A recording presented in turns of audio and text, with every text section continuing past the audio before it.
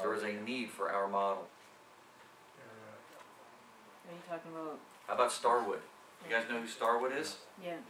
Starwood is the main company for the W, the Westin, Aloft, Sheraton's, the really uppity, high-end type hotel chain, right? Do you know who they purchased?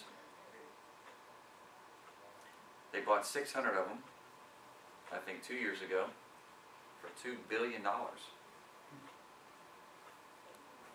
purchased Extended Stay America. Now, why would a luxury chain go off and purchase an extended stay brand for over $2 billion? They wanted a piece of that market. There's money in it. Absolutely. There's a lot of money in it. And they see that. What about Hilton? Is Hilton jumping in the extended stay market? They are. They are producing a brand called Home 2, which is an extended stay type hotel. However, these two guys, or at least definitely with Hilton, you have to build the box brand new. We do not. We take existing boxes and we convert them because we're getting much, much better prices. The price point that they're going to be at on a weekly basis for the Home 2 from Hilton is over $300 a week. Is our model, you know, when we cater to 90% of the population, do we have to worry about what kind of market we're in? No. Not really. Why? Because, you know, with houses, you have to be careful what kind of market you're in. With almost anything else, office space, right? I mean, retail. You've got to be careful what kind, because those guys are the ones who are getting hammered. Land, right? They're all getting hammered. But with us, what's the big difference about us?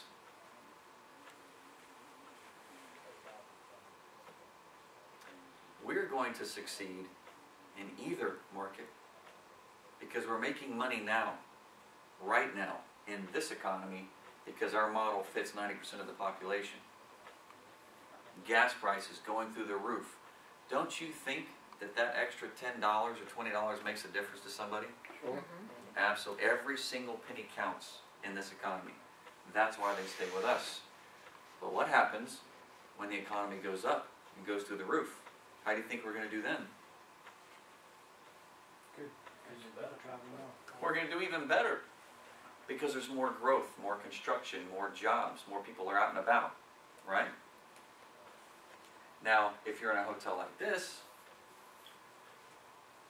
you're going to have to worry a little bit. Business travel, tourism, that's who this person caters to. I say this person because one person or a couple of people own this hotel right here. It may be for sale. You never know. By the way, I love the rates around here. My goodness, they are high. Saw a Red Roof Inn for like $90 a night. It's like, gee whiz, for a Red Roof Inn? Are you kidding me? How much are the Motel 6s here? 100? 50? Yeah. Okay. Not in Virginia. Boy, where I was staying, I was like, gee whiz, it's pretty expensive. Which is nice, because if you can find a good deal, you can make a lot of money. But it doesn't matter. The great thing about our model, it does not matter which or what economy we're in. We are always going to make more money. We're going to make money, really good money now. If the economy turns around and starts doing better, we're going to make even more money. We are basically the Walmart of hotels, aren't we? How does Walmart do in a down economy? Great. They do great. Why?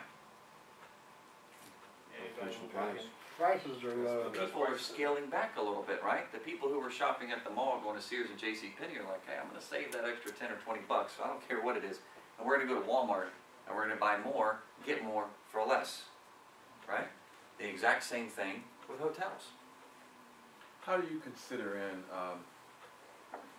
in terms of proximity to points of interest in areas? I noticed that when you were asking about the rates of motels, the nation's capital rates are higher than, say, would be out in the boondocks, so do you consider other than stores, what's point of interest are close to your, Sure, but that leads me to, more points of interest, the better, right? Right. I want more reason for people to either come to our hotel or be in the area, etc. okay. However, I don't buy properties that are seasonal. Okay? Now you can find a property like this right here in anywhere in America.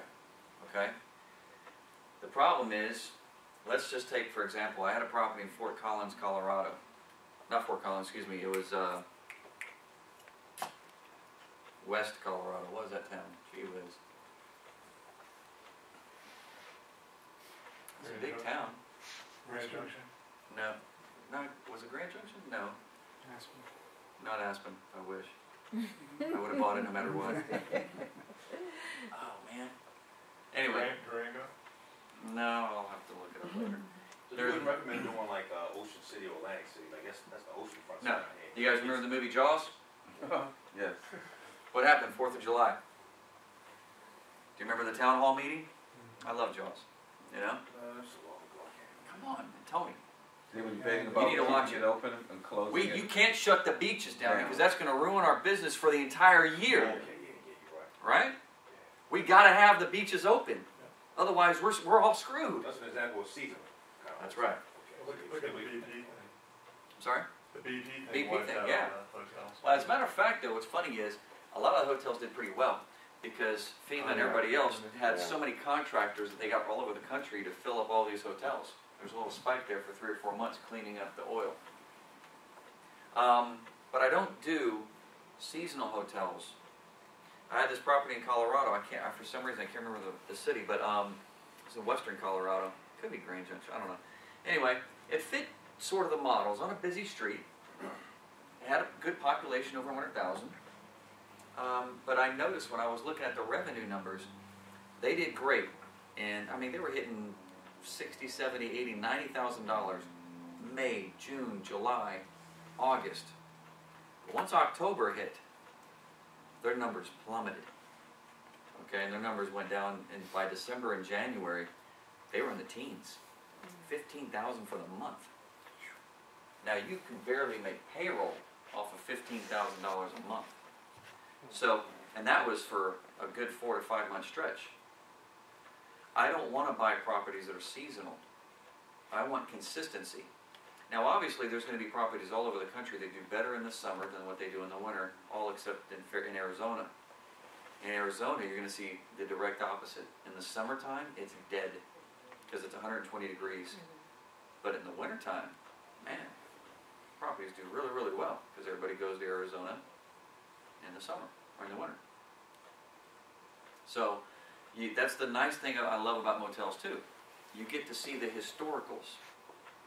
You know exactly what you're buying based on prior performance. When you're looking at the numbers and analyzing the deal, which we'll talk about here in a minute, you will look at the last 2, 3, 4 years of revenue, but you also get to see what the revenue is month by month by month. You're not getting just a yearly snapshot, you were getting a month by month snapshot. The perfect story for that one is I've got a property, well, we had a property under contract in Kissimmee, Florida. Anybody familiar with that area? Disney. Disney. It's a Disney area, right? It is on a street called Earl Bronson. It's 192 or something like that. And it was a Travelodge, 120 something rooms. We had a lease option, 100 grand to get in. It was a pretty simple deal. We noticed that the revenue trends were pretty interesting. We knew that when we bought this place, or when we closed on this place, that our expenses were going to be right around $40,000 a month. Okay? We added up what their electric was, what their gas, utility, payroll, insurance, taxes, everything. Okay? 40 grand a month. And the upcoming debt service, lease payment, that was included as well. Because our lease payment is going to be around $8,000 or $9,000 a month. So the expenses were really like 31, plus your lease payment, and that got us up to 40. So we knew we had to make $40,000 a month.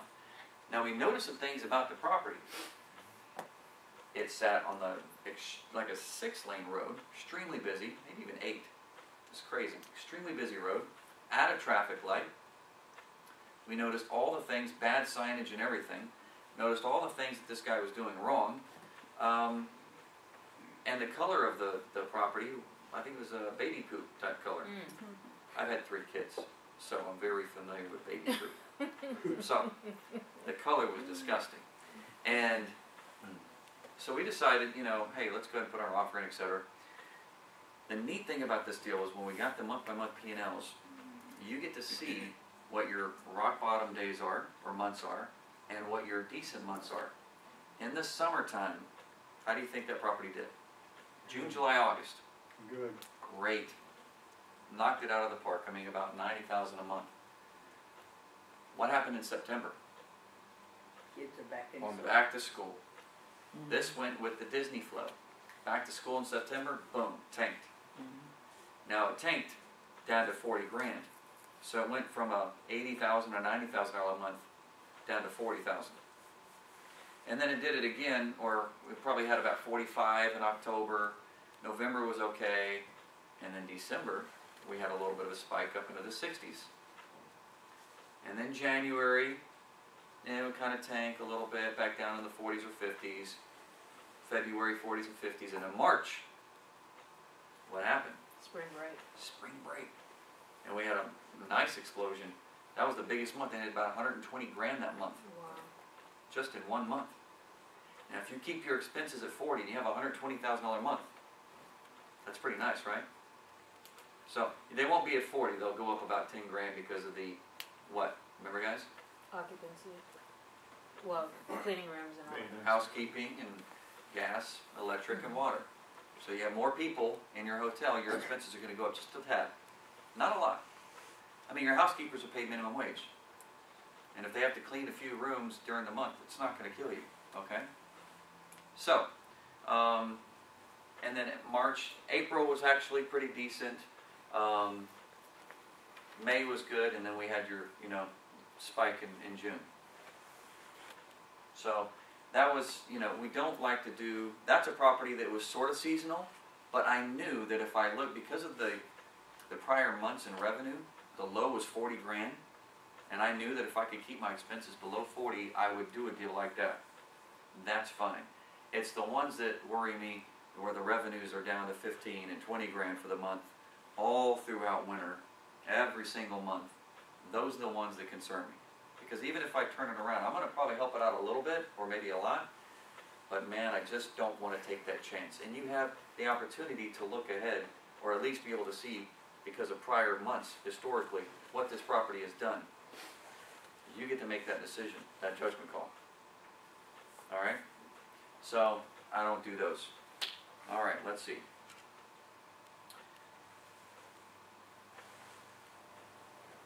Alright, now let's dive into how are we finding these people? How are we finding these deals? Some people already looked, right? You already found one, didn't you?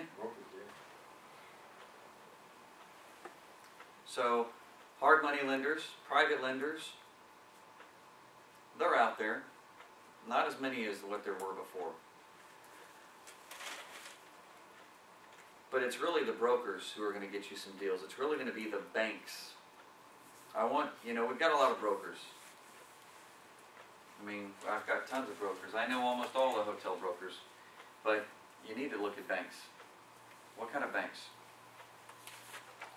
And by the way, some of you who weren't here the other night, when I say brokers, I don't mean just your typical commercial broker. I mean your hospitality broker. Someone who just sells motels and hotels. Now, when you give them a call looking for a deal, you're actually going to be able to convey a model to them. You're not just going to say, hey, I'm looking for a deal, can you send me a hotel? What are they going to say to you? Here's a list. Please fill out this information and take a look at our Holiday Inn for $10 million. No. You have a model that you're going to be giving to them. You know exactly what you're looking for. You know that you're looking for properties that are what? 100 units or more. They're on busy thoroughfares. They are located in strategic locations. You'd like to have a city with a university. You'd like to have a city possibly with a military base. Close proximity to all these other amenities. Because again, you're not just buying the property, you are buying the area, the traffic. You'll find a lot of hotels, I come across a lot of them that are really close to these busy streets. Really close. But you have to take a left down one street, and then there it is. It's not sitting on the street. It's tucked away somewhere. I found a Quality Inn in Indianapolis. Oh man, good looking property. I just wish I could buy it. The guy's motivated, wants to sell, but he just doesn't have the frontage. You know, he does not have the frontage. He does not have the visibility. How do I get people? You know, I'm not relying on the internet for my business. I'm not, because based upon our, you know, it's a big part of our business, but I'm not relying solely on it. Why can't you get a sign in the corner and show people that? You can try, but you better make sure that you know that you can before you close. We have a property in Jackson, Mississippi that we have under contract. It's a monster. Actually, it's Gabriel Hinks. Guy lives in Montana, has a 225 unit Clarion. And it's really cool because it's so big. It's got a Mexican restaurant attached to it that's already leased.